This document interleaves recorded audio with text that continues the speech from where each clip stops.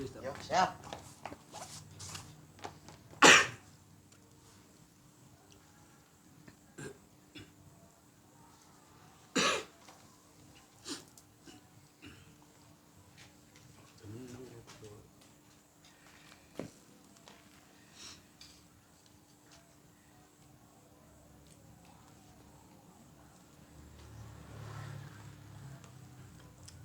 Ini ping. Iya, Bu.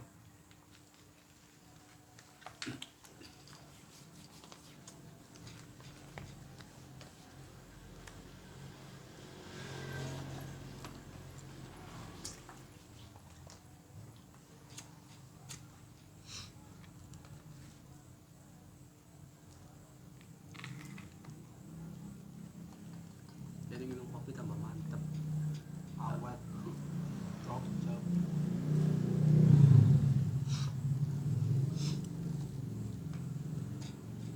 Cerita Bu, apa wis? Sudah. Gegelan. Ya, daripada malam minggu. Iya, promo-promo. Apa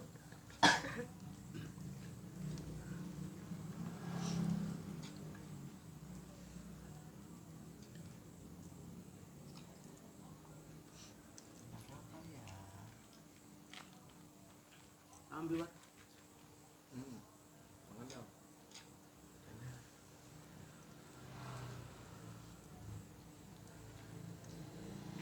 Mendingan ning malam minggu lah ke acara mendingan yang ngobrol sing penting mau ke depan apa ke dewe. Kadang masalah apapun urip ngalam dunia yang ngambil tanpa sadar kita. Kadang bergaul salah pergaulan ya risikonya apa ke dewe. Jadi kita yang ngambil segala sesuatu permasalahan tanpa sadar kita yang ngambil.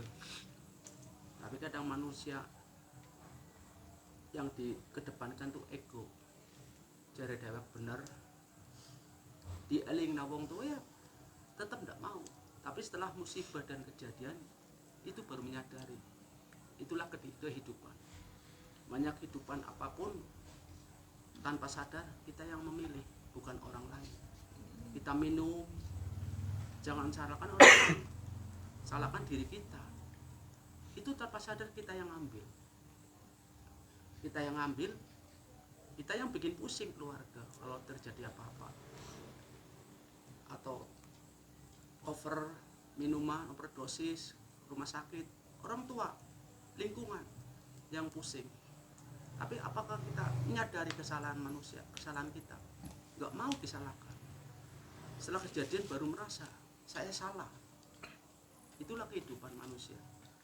Segala apapun bentuk manusia tanpa sadar kebutuhan atau kehidupan tanpa sadar kita yang ambil, bukan orang lain. Maka jangan salahkan orang lain, salahkan diri kita. Itu yang namanya introspeksi diri.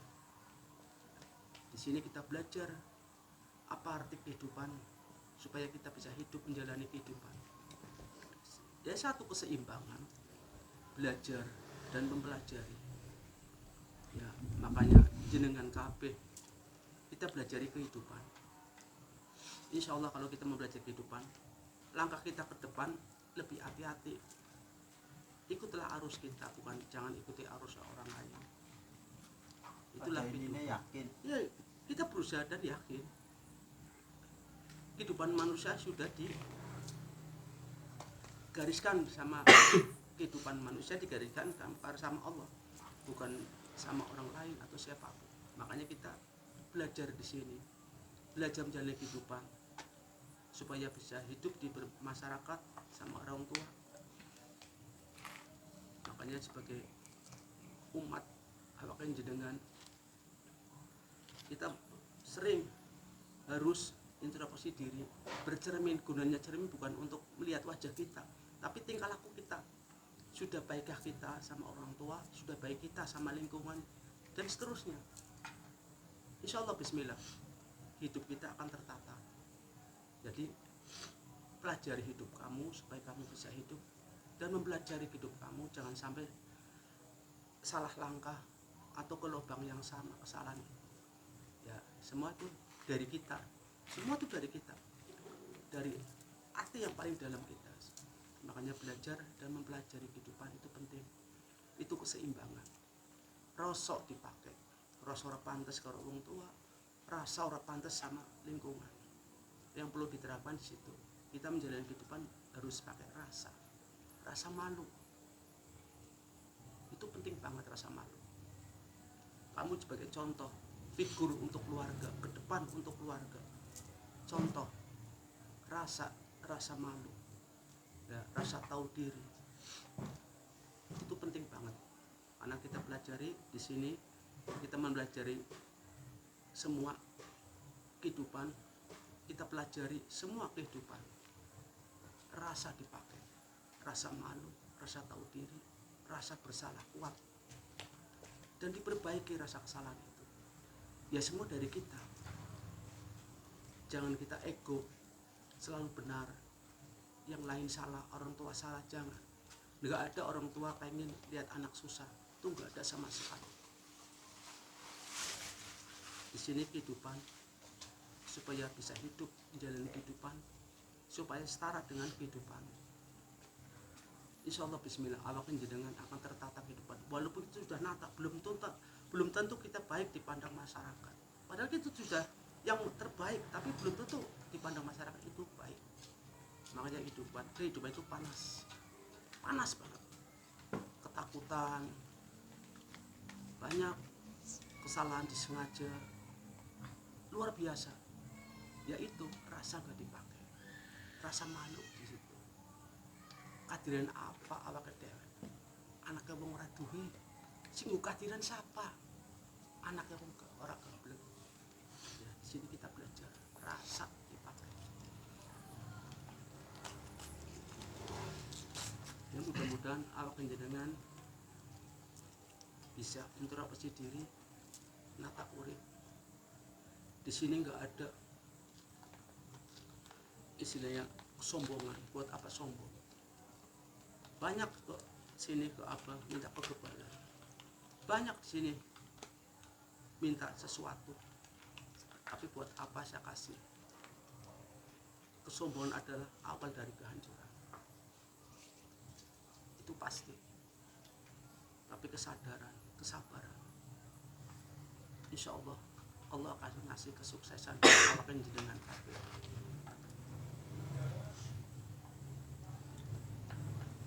Itulah kehidupan. Makanya kita belajar untuk hidup, ya, sinambung dengan kehidupan, sinambung dengan permasalahan apa kedua. Kita pelajari dengan kesabaran, kita mempelajari dengan kesadaran. Itu harus, dan itu pasti Allah ngasih yang terbaik buat kita. Jangan ikuti arus orang lain, mau provokasi, jangan. Kadang saya sendiri aja tidak merasa suci atau merasa bersih. Kita selalu belajar, mengingatkan teman, apalagi jenengan sini mempelajari rasa tahu diri, rasa malu. Itu kuat banget. Harus, insya Allah, nek jenengan bisa menjalani kehidupan ini, insya Allah, di mana tempat sopan santun dijaga, di mana tempat, tapi insya Allah dengan sopan santun, insya Allah bismillah, perjalanan dengan di mana kita berpijak saudara, di mana kita berpijak itu saudara, enak urip ya. Tapi buat apa? Di sini banyak musuh, sana ketakutan, buat apa? Hidup kita nggak nyaman. Ya, tergantung kita yang nanam. Kita tanam apa di situ? Tanam, tapi nggak pernah pupuk, sama aja. Tanam pupuk dengan silaturahmi, dengan sopan santun kita membijak, berpijak di mana saja kita sopan santun dijaga. Insya Allah bismillah. Buat apa kita kebal, tapi musuh banyak? Ilmu yang luar biasa itu sopan santun. Jangan pergi kemana akan dihormati, jangan berpijak mana akan dihargai. Makanya kita belajar menghargai hak orang lain. Tapi itulah manusia, lepas dari kesombongan, takabur. Kehidupan kita tidak boleh kayak gitu. Kita belajar, mempelajari itu penting banget. sebagai contoh figur untuk keluarga kita, besok kelak menjadi orang tua akan diperlakukan sama. Mencari kan tergantung nanam.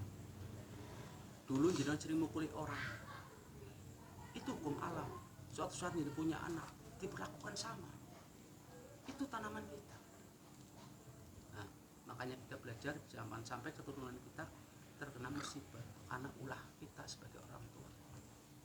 Ya alhamdulillah kita bukan menggurui atau mempelajari, mengarahkan, itu tergantung niatnya jenengan. Saya cuma memberi contoh kehidupan tuh kayak gini, panas, di samping dengan orang sifat iri, dengki itu wajar, tapi jangan kita ikuti arus seperti orang kayak gitu, jangan. Jadilah diri kita sendiri, bukan jadi orang lain. Wah, buat apa sombong? Itu awal dari kehancuran. Itulah hidup. Kita harus belajar dan mempelajari.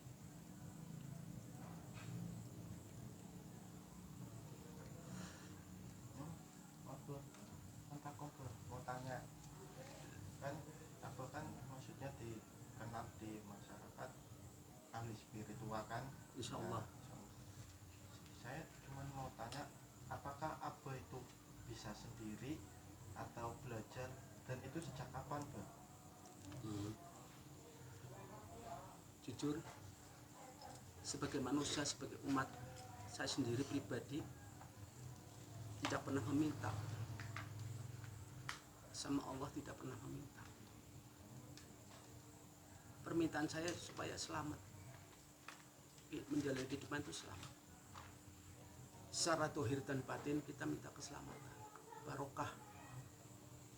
Tapi ini sebuah pilihan, sebuah ketentuan, sudah ke garis kehidupan saya.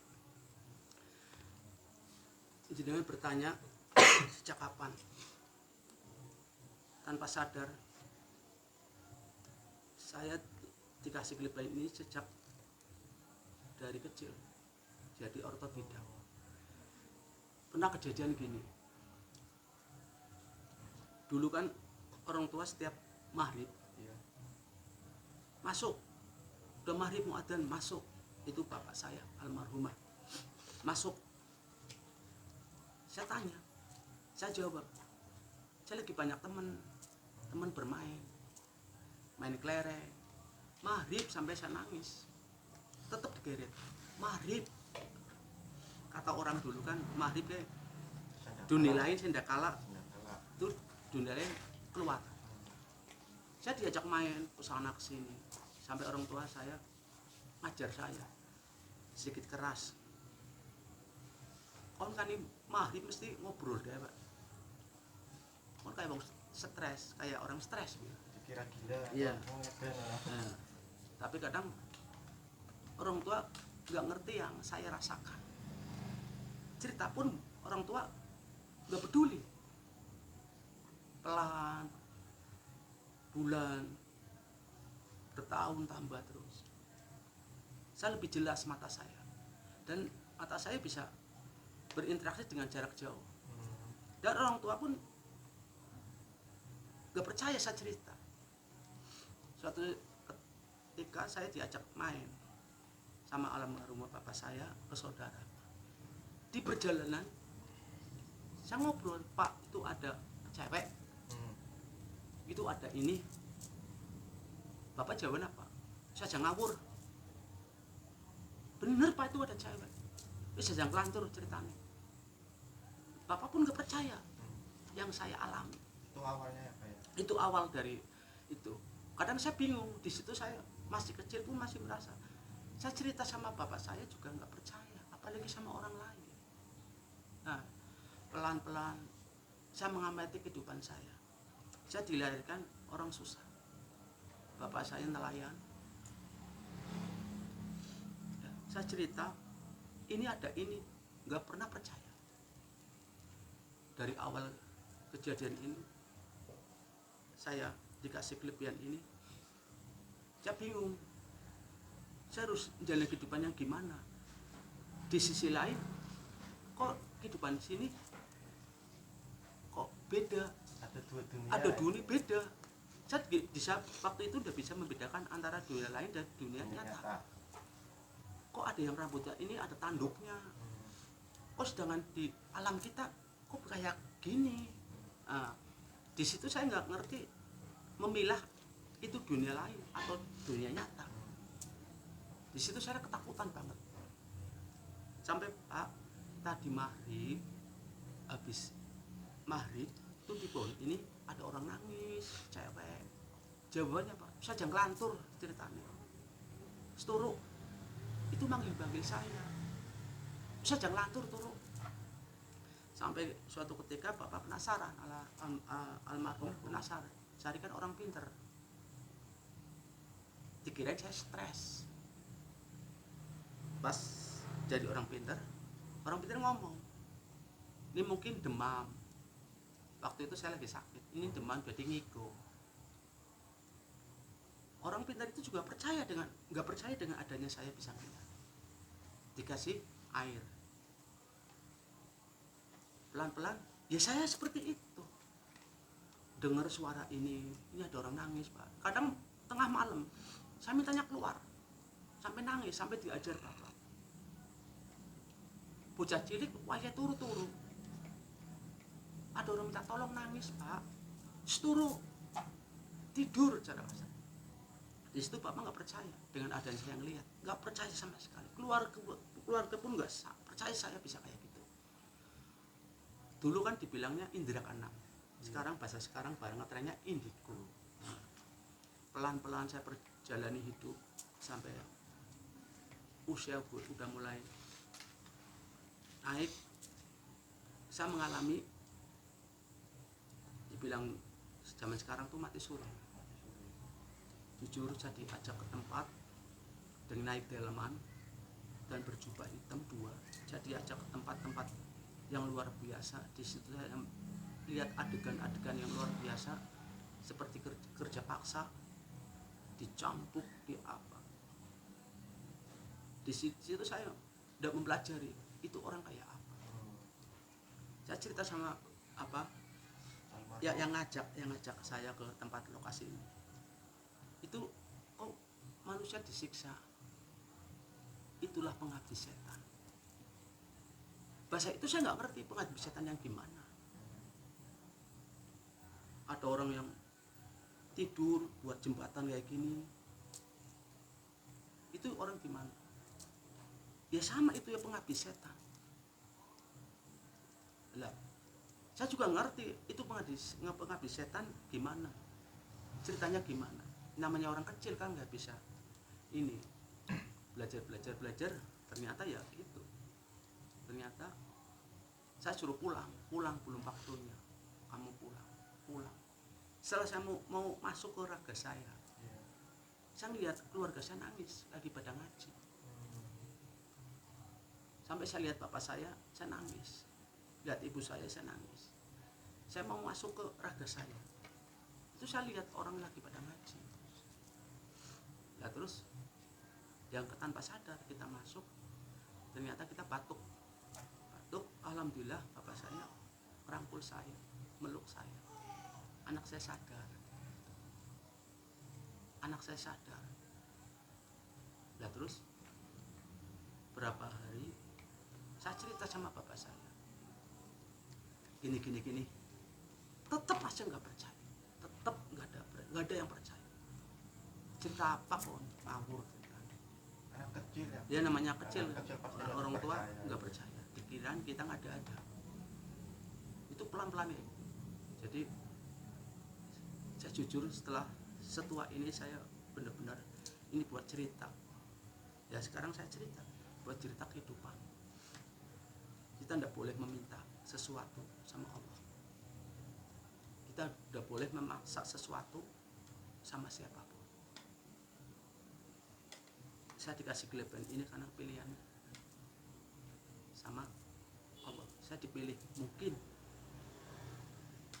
ya rasa-rasa bingung di situ kuat banget. Di antara duel lain sama dunia nyata, di situ kita pusing banget, bingung. Ya inilah kehidupan.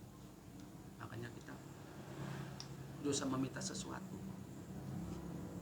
jangan, biar Allah yang ngasih. Mintalah keberkahan, jangan minta sesuatu, minta kegagalan atau apa, jangan minta keberkahan, selamat dunia akhirat. Lah itu ibadah, sedekah. Nek jenengan bisa sedekah, nek jenengan ada sedekah, kunci hidup yang sukses sedekah. Ya, inilah kehidupan. Saya nggak ngerti, saya bisa melihat dunia lain, saya bisa ngobrol dengan dunia lain. Demi Allah, demi Rasulullah, saya cerita, bukan mengada-ada. Inilah perjalanan hidup saya, pengalaman. Karena pengalaman guru yang luar biasa. Kejadian itu buat pengalaman kita. Nggak usah meminta sesuatu, mintalah sesuatu, keberkahan, keselamatan dunia akhirat. Alhamdulillah, kita nggak minta sesuatu aja saya kasih kelebihan. Di situ awal saya mengalami kehidupan yang tidak pernah mungkin orang lain mengalami kehidupan seperti saya. Mata saya dikasih kelebihan yang luar biasa jelas dengan dunia nyata atau dunia lain, dan kita pernah masuk di dunia lain yang orang sekarang bilang mati suri. Ya alhamdulillah. Tadi kan masalah dunia lain itu mati suri. Ya setelah itu apa yang dirasakan pada Ya masalah dirasakan sih, mengalami sakit? ya masalah musibah atau dikasih anugerah, mungkin ini sebuah pembelajaran buat kita. Yang penting kita dikasih untuk positif, jangan untuk negatif. Insya Allah Allah akan ngasih kelebihan yang luar biasa. Sebagai umat manusia, kita wajib mensyukuri kehidupan.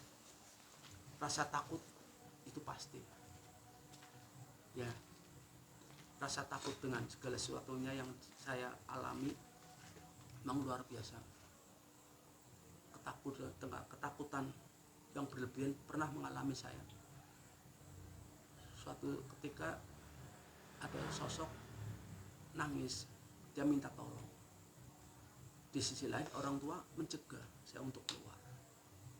Sampai pernah saya mengurung diri di kamar, rasa takut luar biasa. Di sini manggil-manggil, nangis-nangis. Di sisi lain orang tua nggak boleh keluar. Ada saya mengurung di kamar berjam-jam nggak mau keluar, sampai berhari-hari nggak mau keluar. Dibilang stres banget. Saya waktu itu sudah menginjak usia muda, jadi ada rasa takut. Itu wajar, namanya manusia. Ada kelebihan pasti ada kekurangan. Di situ saya sampai nangis, sampai ini, sampai di setrap. Orang dulu tuh nggak boleh keluar. Cara orang tua dulu ngomong, kok ini metu, oh boleh kok ngawur, kayak mau kentir. Itu rasa takut orang tua, karena itu dari orang pintar ngomong, jangan kasih keluar dulu. Anak ini nanti yang ditakutan kayak gini, ya wajar, namanya orang tua nggak mau anaknya terjadi musibah yang nggak diinginkan. Ketakutan luar biasa, wajar. Nah, tapi sembari saat tidur, hidup kita, cara orang Jawa, nek wani aja wedi-wedi, nek wedi aja wani-wani. Yang penting kita di jalur kita positif. Di situ kita mempelajari kehidupan. Jadi nek jenengan belajar kehidupan satu, saya mau belajar kehidupan dua. Dunia lain nimbrung, dunia nyata nimbrung. Jadi situ bingung, siapa yang benar, siapa yang salah nggak tahu. Kadang ada makhluk, kamu harus kayak gini, kamu harus ini. Apa saya nuruti makhluk itu, apa nuruti kata-kata orang tua? Nah, di situ kita pelajari. Tapi alhamdulillah pelan-pelan saya bisa menimbang istilahnya kontrol. Ternyata benar-benar nyata, yang nggak mungkin orang lain merasakan, saya rasakan. Saya ambil kesimpulan, nek wani aja wedi-wedi, nek wedi aja wani. Kita keluar dengan positif, kita jalan kehidupan, rasa takut itu pelan-pelan saya buang. Alhamdulillah, karena kejadian saya main di rumah teman, tetangganya kesurupan. Di situ ada ulama di situ lagi mencoba menolong, tetap dia melawan. Saya katanya, siapa yang kesurupan? Ini. Ternyata makhluk itu yang masuk manusia, nyurup manusia, lihat saya, ketakutan. Kirain saya, di belakang saya ada orang lagi. Saya nengok, kok adanya tembok. Loh, dia natap saya tatap lagi. Dia nunjuk-nunjuk saya. Saya bingung, saya bisa apa? Itu awal dari saya pernah ngalami itu. Saya bisa apa? Nunjuk saya. Pas jajak ngobrol, dia keluar. Alhamdulillah. Apa ini yang saya rasakan dari dulu, dari kecil? Apa ini? Mungkin kebetulan waktu itu. Mungkin kebetulan. Benar lah Jero. Ya benar, orang Jawa itu benar. Mungkin sebuah kebetulan. So ketika main lagi sama teman lainnya, itu ada kesurupan 2 di sekolahan. Sama. Pas main itu teman saya dulu guru sekolah situ. Pas dilihat saya main di situ. Ada orang kesurupan pada lari. Pikir saya, dulu saya kebetulan coba ke situ, saya pengen lihat, nggak ada sedikit pun pengen nolongin, cuma pengen lihat. Sama, kok bisa ngelihat saya, nunjuk saya. Pas saya ngomong, keluar ya, keluar, jangan ganggu. Barangkali ini punya salah, ya saya minta maaf. Dia keluar. Apa ini ya? Allah kasih kelebihan buat saya. Jadi jujur ini saya cerita nggak ada rekayasa, demi Allah, demi Rasulullah, nggak ada rekayasa. Di situ saya pembelajaran. Jadi jujur saya nggak punya guru, pembimbing, nggak ada. Di situ saya bingung. Untuk lebih dalam gimana caranya? Saya nggak ikuti arus itu. Saya ikut arus diri kita. Saya kayak gini. Saya nggak mau kayak gitu. Belajar sama pelajari kehidupan. Saya dilayani dari orang susah. Yang disombongkan apa? Pelan-pelan ada kesurupan lagi. Apa saya ini bisa ya? Allah ngasih kelebihan saya itu buat nolong. Saya belum ngerti dunia ruqyah, belum ngerti awal dari ruqyah saya nggak ngerti. Ya namanya kehidupan butuh proses, butuh waktu. Ya inilah kehidupan. Ketakutan memang luar biasa, apalagi kita melakukan salah. Orang sehebat apapun, segagah apapun, kalau melakukan kesalahan itu pasti takut. Tapi diri saya sendiri, ngapain takut kalau kita mau menolong orang? Ngapain takut kalau kita nggak punya salah? Sehebat apapun orang punya salah pasti takut. Dan alhamdulillah ketakutan lagi sebelum kejadian saya dikasih tahu, insting saya dikasih tahu. Satu contoh, saya pernah ngalami ini benar-benar nyata sama istri kita ajak ke mamanya. Itu di arah jalan situ itu rame banget, ada apa? Sedangkan istri saya tanya, jalan ini rame banget, rame apaan? Nggak ada apa-apa. Oh iya, saya lupa. Istri nggak bisa ngelihat itu. Iya. Saya lupa. Tapi istri tahu. Dia tahu. Bisa ngeliat. Iya, makanya kan istri, saya nggak suka jalan-jalan jenengan, ini ceritanya horor. Ya yang saya lihat itu. Setelah pulang dari orang tua, situ kabar, ini ada orang tewas di sini, tadi kecelakaan. Kita lihat, cuma bengong. Kok bisa tahu ya? Setelah kejadian ini, ada lagi kejadian. Ya, Di situ rasa takut. Mendingan kita kejadian langsung lihat daripada sebelum kejadian Gitu ya. kita sudah tahu. Ternyata gini,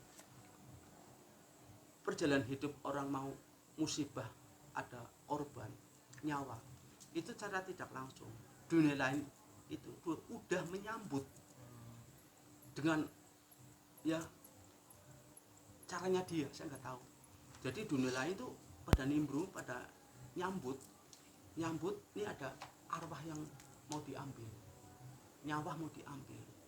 Menyambut. Itu ada secara kasarnya itu penyambutan. Apa ini ya yang dinamakan dunia lain? Nah, kejadian lagi saya jalan sama istri, sama anak, sampai saya berhenti naik mobil, saya berhenti biar keluarga itu nyaksiin di sini mau ada kecelakaan, sini rame banget, sampai setengah jam, 1 jam saya nunggu kejadian itu. Ternyata ada motor sama suami istri tergilas truk, meninggal. Istri baru percaya.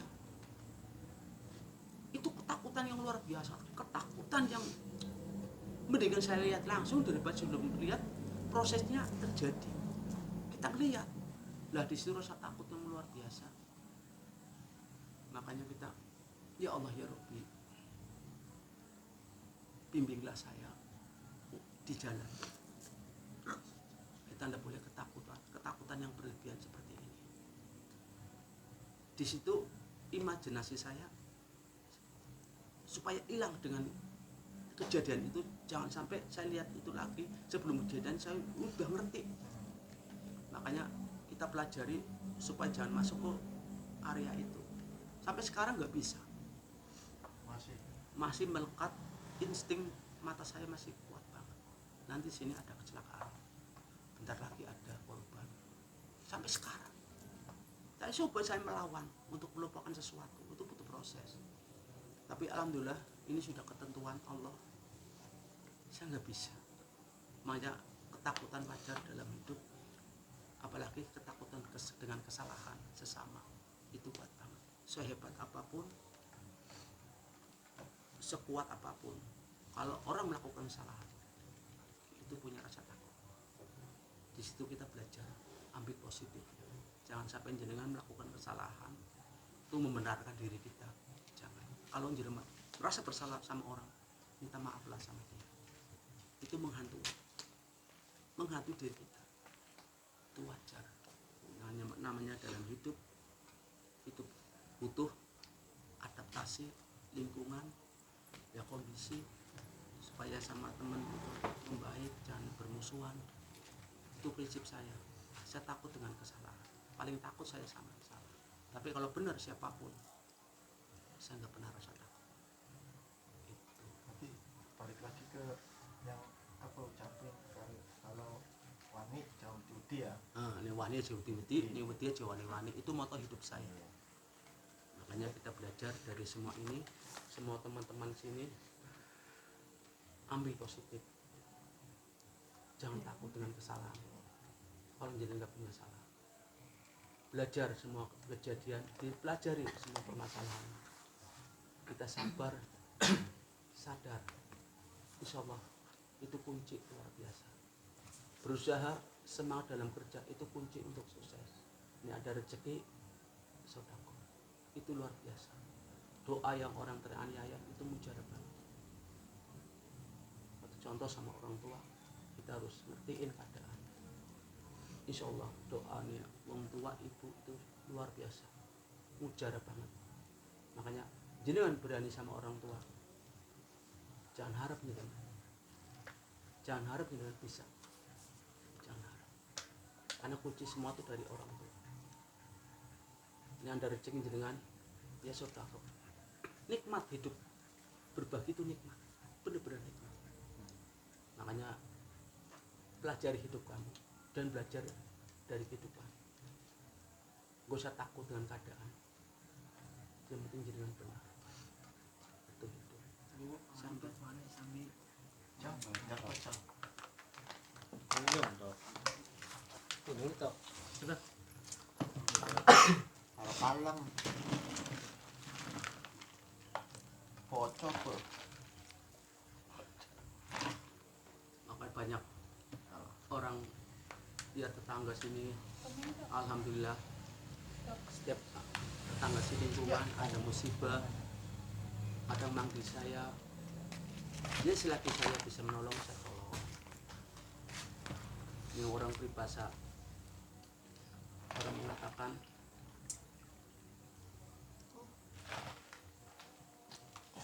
manusia saling membutuhkan dan kapan waktu dibutuhkan. Ya seperti tetangga saya kadang butuh saya, ya selagi saya bisa saya tolong. Kembali suatu saat saya juga butuh pertolongan dia. Makanya kita harus menghargai, menghormati haknya orang. Ini awakmu pengen dihargai. Aja kadirnya ke duit, gagahan, aja kadirnya bisa, serakah jangan.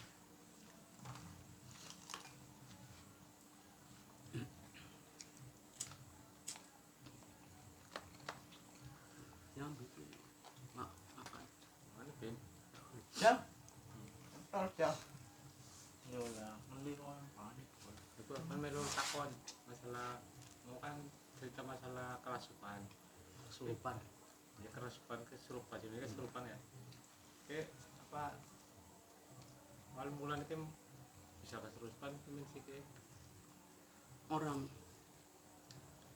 mengalami musibah tersebut, satu bukan jaminan dia ahli ibadah, apa ahli sholat bukan. Itu yang dipentingkan itu satu, keseimbangan. Setelah saya mendalami dunia ini, bagus sholat, bagus ya menjalani kehidupan seperti pesantren ngaji.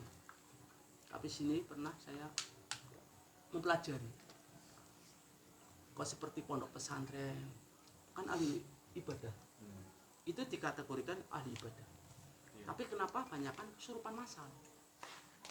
Ya kayak kemarin kita udah sebut pondok pesantren apa, sampai kesurupan massal sampai 14 sepuh. Sedangkan situ kan bukan saya melecehkan atau apa, maaf, kayak ulama banyak. Tapi kenapa nggak bisa? Kesurupan bertambah. Saya bukan merasa diri saya suci atau bisa. Yang dibutuhkan manusia jangan sampai kesurupan. Itu penting banget, keseimbangan. Setiap manusia kesurupan pasti ada masalah di situ, ada kekurangan di situ. Dan orang kesurupan enggak seutuhnya kena semua. Itu setengah sadar, setengah tidak sadar. Raga kita dikendalikan makhluk tersebut, tapi badan kita nggak bisa nolak. Yang perlu dipelajari keseimbangan. Ada manusia punya masalah, nggak cerita sama orang tua, nggak cerita sama lingkungan, dia pendam sendiri, ada nggak kuat. Keseimbangan itu nggak ada, dia masuk dunia lain. Tapi orang bilang biasanya kalau serupa itu karena pikiran kosong. Ya pikiran kosong. Ya makanya itu saya bilang saya pernah nolongin di pondok pesantren bukan satu, banyak banget kesurupan massal. Padahal situ kan pondok pesantren. Nah, kok banyak kejadian kesurupan massal di pondok pesantren? Kan yang dipelajari kan ya ngaji lah, sholat, nah, emosi, ilmu agama. Tapi kenapa kebanyakan kesurupan massal? Itu pertanyaan buat saya. Ternyata bukan masalah itunya, santrinya itu nggak ada keseimbangan. Jadi ada masalah nggak pernah cerita sama gurunya, nggak pernah cerita sama orang tuanya. Di situ keseimbangan, rasa takut yang berlebihan itu terjadi kesurupan. Banyak kejadian kesurupan itu. Jadi keseimbangan nggak ada. Alhamdulillah nek di pondok pesantren atau dimanapun kita iman, dijaga, keseimbangan dijaga, nggak ada setan bisa masuk. Makanya jangan sampai kita dijajah. Manusia lebih sempurna daripada setan atau jin. Kenapa kita dijajah makhluk seperti itu? Karena keseimbangan nggak ada. Itu menurut versi saya, itu nggak ada keseimbangan. Supaya Erpin ada masalah secara intern, nggak cerita sama orang tua, nggak cerita sama lingkungan, permasalahan itu dipekam sendiri. kepikiran terusan. Di saat kita kosong, dia masuk. Dep. Itu menurut versi saya yang mengalami dunia itu. Saya pernah disurupi makhluk itu pernah, dan saya mencoba untuk dia masuk ke saya. Ternyata setelah saya pelajari, oh ini butuh keseimbangan. Makanya kita belajar keseimbangan. Apapun masalah, selesaikan pelan-pelan. Terus selalu banyak istighfar, astagfirullahaladzim, dikuatkan iman saya, dikuatkan. Emosinya dikontrol, Kadang kesurupan, satu keseimbangan nggak ada. Akhirnya terjadi ngelamun. Lah itu yang bahaya. banyak pikiran. Sampai pernah ngalami saya nolongin orang kesurupan masal. Itu lagi ngaji loh. Lagi mulang ngaji kesurupan. Itu gurunya, ustadznya. Di situ saya bingung. Ini nyata. Itu kesurupan gimana? Lagi mulang ngaji. Tapi yang mulang itu yang kesurupan. Heran saya. Ternyata ya, saya nyalakan apa-apa, nyalakan ya itu. Keseimbangan dijaga. Mulut sama batin kita beda. Mulut bilang ke sana tapi batin jangan. Kita paksakan. Disitulah terjadi. Berarti dohir karo batinnya udah sendiri. Harus seimbang. Tingkah laku ego ini harus seimbang. Yang sering saya mengalami nolongin orang kesurupan, ya kebanyakan kayak gitu. Kadang di sekolahan mana kesurupan massal sampai 7, sampai 11. Belum lama di pondok pesantren saya sampai 11. Sampai laporannya ustadz tersebut cerita, kok bisa kayak gini ya Bang? Ya saya jelaskan, menurut versi saya itu keseimbangan. Itu padahal habis ngaji bareng, satu jerit-jerit kena semua banyak. Ya karena keseimbangan itu nggak ada. Makanya kita hamba Allah, umat sehingga urip, belajar keseimbangan dijaga. Ego, rasa dijaga. Ini buat teman-teman, ini sekedar amalan yang perlu dipelajari. Keseimbangan dijaga. Istighfar untuk lingkungan, untuk saudara jenengan, keseimbangan dijaga. Orang bisa kesurupan karena kosong keseimbangan. Makanya kadang saya nggak habis pikir. Saya pernah nolongin orang, itu nggak jauh.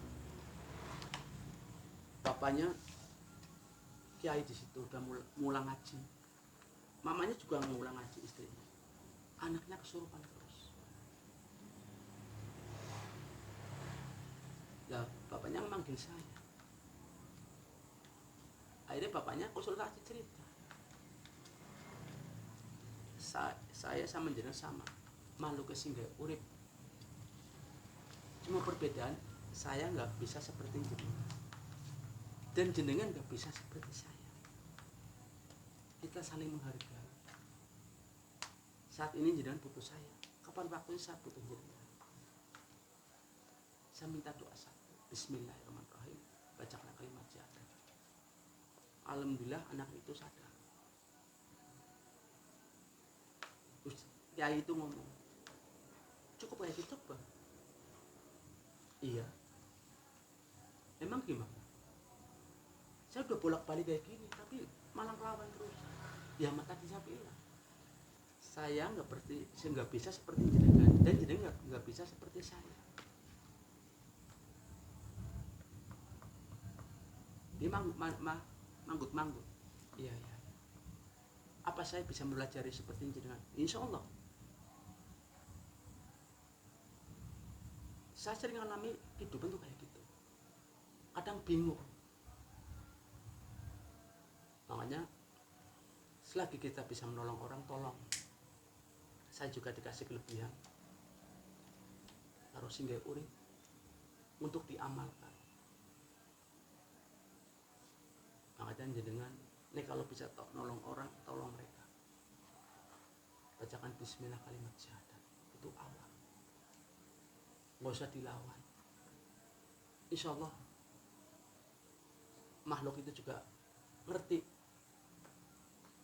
kita awak dewek takut, awak dewek berani, makhluk itu ngerti. Yang tadi moto saya, nek wani aja wedi, nek wedi aja wani. Makhluk itu ngerti, pura-pura depan banyak orang sok bisa, ngerti.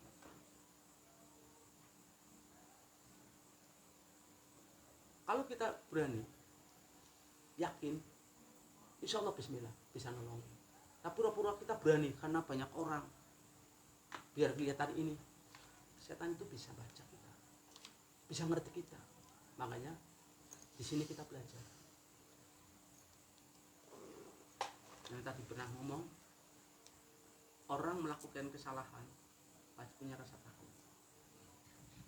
Mau nek wani aja beti-beti, nek beti aja wani-wani. Mungkin kayak basicnya apa udah dikasih kelebihan, mudah-mudahan bisa istiqomah, menolong sesama yang membutuhkan. Kuncinya satu, kita belajar menghargai hak orang, jangan sombong atau takabur. Bersyukur, semakin kita mensyukuri nikmatnya sehingga urip, semakin tambah nikmat kita. Kita nggak usah takut dengan kehidupan. Inilah kehidupan, banyak rintangan, banyak halangan. Ini kita takut, kita nggak bisa duduk bersama di sini. Alhamdulillah kita mempelajari kehidupan dan belajar untuk itu. Nggak usah takut, nek awak kita nggak punya salah, nggak usah takut. Kalau menolong, tolonglah. Dosa trik-trik ini trik nggak usah. Saya itu prinsip saya nggak bisa seperti jenengan sama koloran tok apa itu hak saya. Karena kehidupan itu bisa Ukur kehidupan nggak bisa diukur dengan penampilan. Itu bisa ngaji ngapuntennya penampilannya kayak gini, itu hak mereka. Tapi saya itu, makanya dalam hidup ya kontroversi wajar. Tapi saya punya prinsip saya. belum tentu orang baik itu baik. Iya, Belum orang jahat itu jahat. belum tentu. Makanya dalam hidup itu ya ambil kita positif. Pernah Bang Rupiah kan gue pakai deh atau celana pendek. Ya saya ngerti, saya nyadar. Coba saya apa? Saya. Itu. Ya alhamdulillah. Yang penting niat menolong.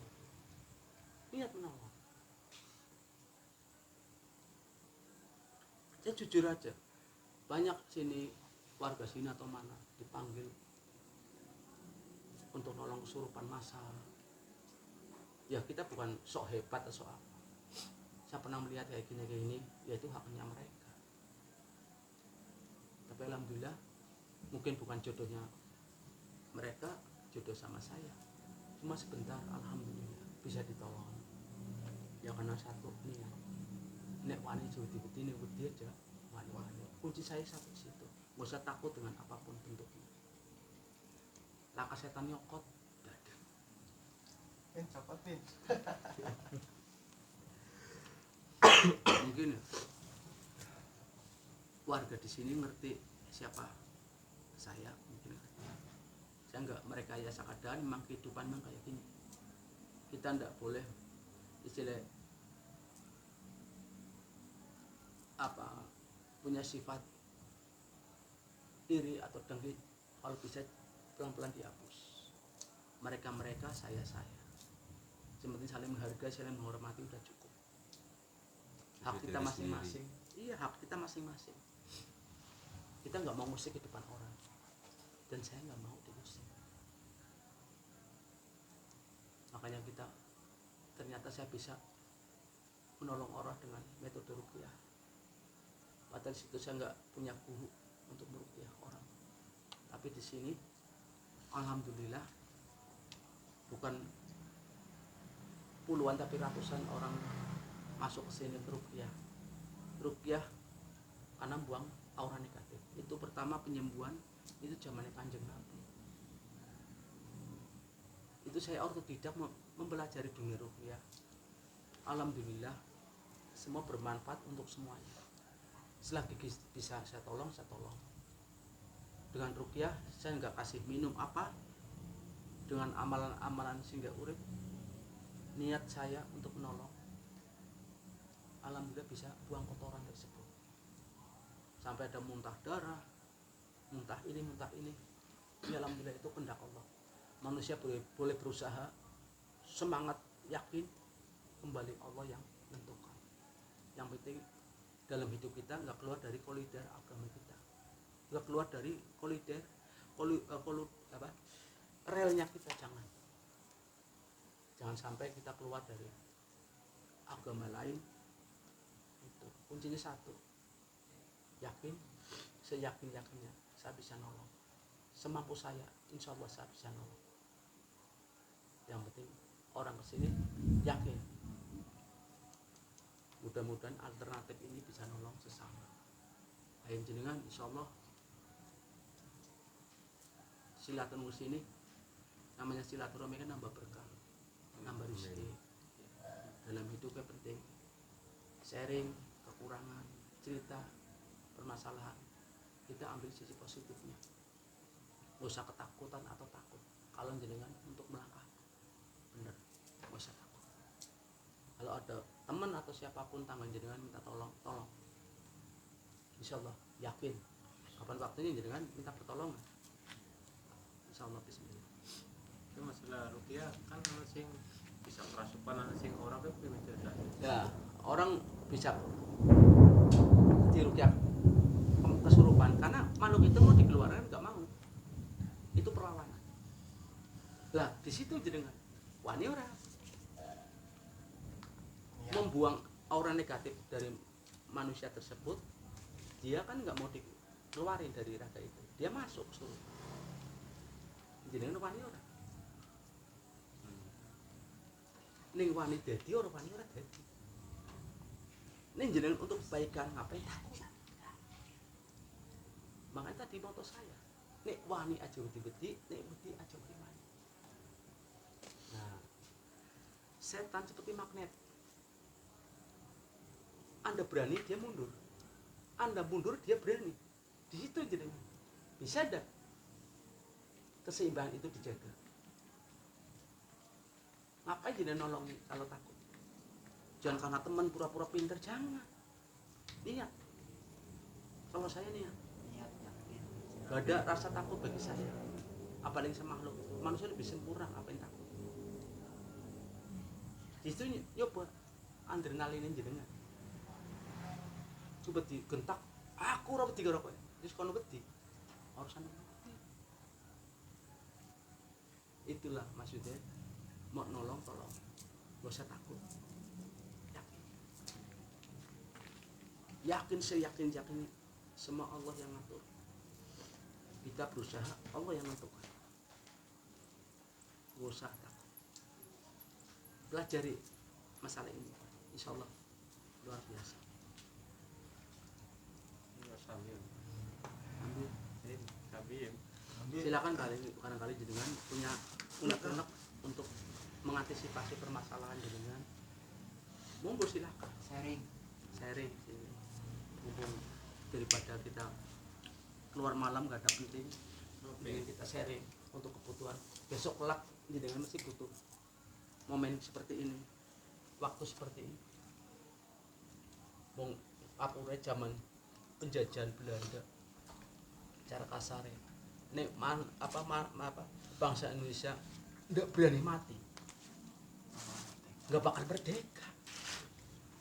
Sama seperti kita nolong orang takut, nggak usah nolong. Kenapa bendera bisa berkibar merah putih? Ya karena pejuang kita yang luar biasa, berani mati. Jadi nolong orang udah takut, ini yang masuk Gondaluwo takut. Buat apa nolong?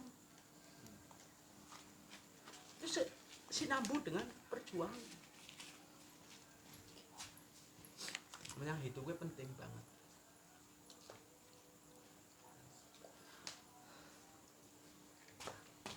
Tapi insya Allah bismillah, semua itu kembali diri kita.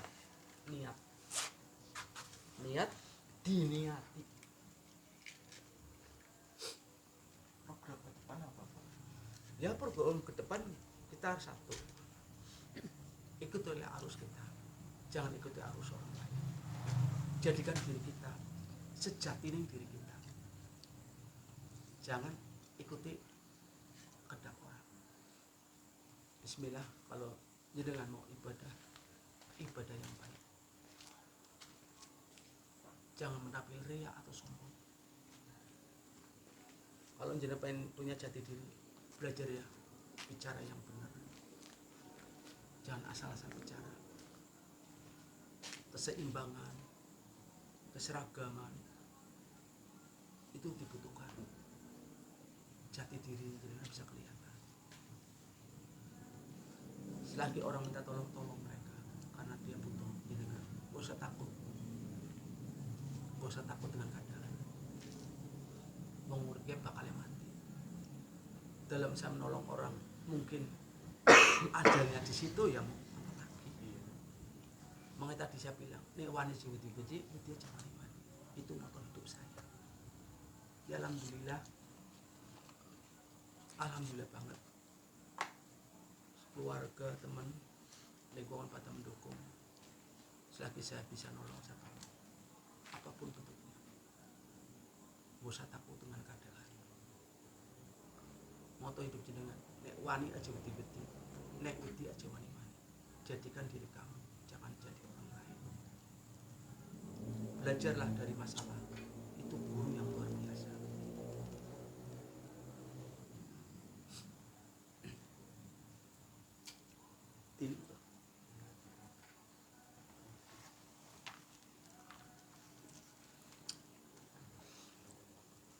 Tapi yang jadi kebanggaan saya, alhamdulillah saya nggak pernah belajar, tapi saya mempelajari. Jujur aja, saya nggak pernah belajar, tapi saya bisa mempelajari. Otodidak berarti ya? Iya, itu namanya orang tidak. Saya nggak punya guru, tapi alhamdulillah bisa ngerti, bisa jaga keseimbangan. Ya itulah hidup.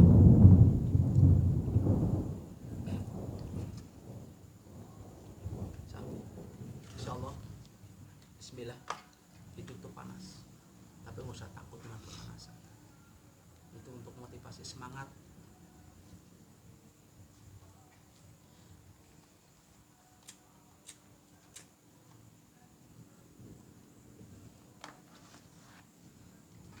Orang lain nggak pernah, nggak ngerti keadaan saya bisa kayak gini, ya wajar.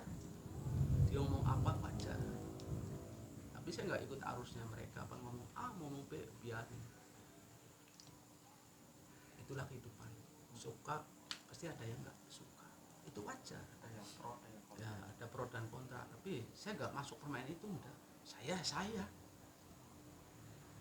bodoh amat. Orang peribahasa bilang, ya anjing menggonggong kafilah berlalu, bodoh amat. Inilah hidup. Yang penting kita benar Benar. jalurnya. Jalurnya kita, nggak usah takut dengan kehidupan. Wajar, orang suka nggak suka, itulah kehidupan.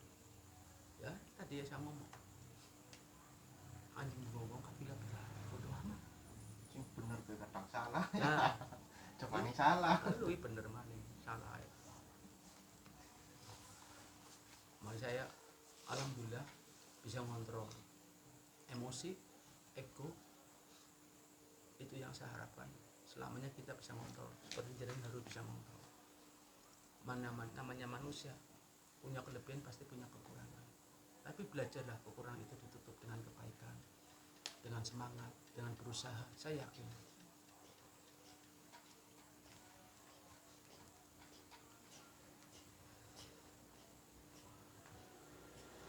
Kehidupan itu berat banget.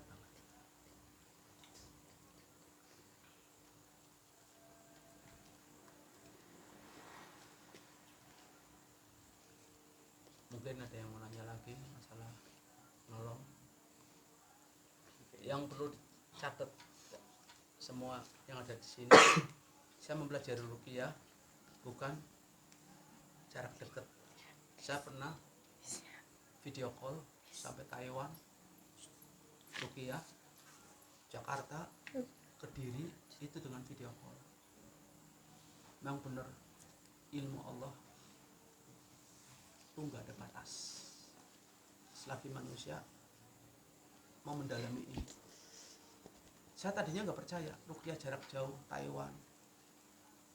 Jujur demi Allah, Taiwan, Turki, Jakarta, Kediri. Sampai pernah ada teman saya ngomong, saya di Kediri bah, bener dah bisa di ruqyah jarak jauh. Monggo. Alhamdulillah saya bisa menjalani amalan sendiri untuk menolong. Di sini ilmu Allah tanpa batas. Selagi lagi manusia mau berusaha mempelajari. Kuncinya yakin ya Pak. Kuncinya satu, yakin. Yakin. Seyakin-yakin. Video call. Saya mencoba sesuatu yang orang lain belum menjalani. Saya ruqyah video callan Jakarta sudah puluhan kali, Taiwan, Turki, Kediri, banyak banget loh. Ya alhamdulillah saya menjalani semua ini tuh dengan ketenangan, keikhlasan. Itu prinsip saya. Selagi saya bisa, ngapain takut?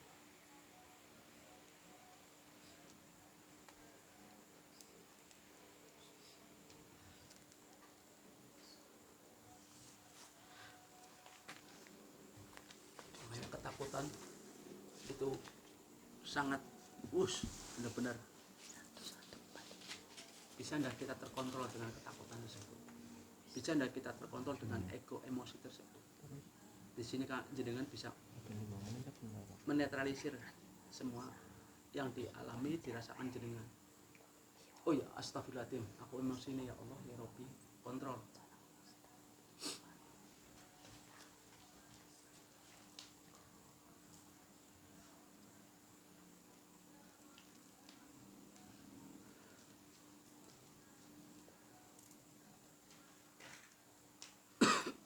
Sami. Ya.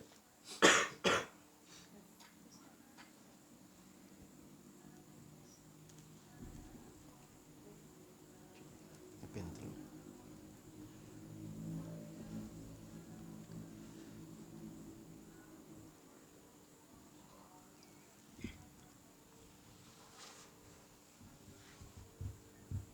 Pernah saya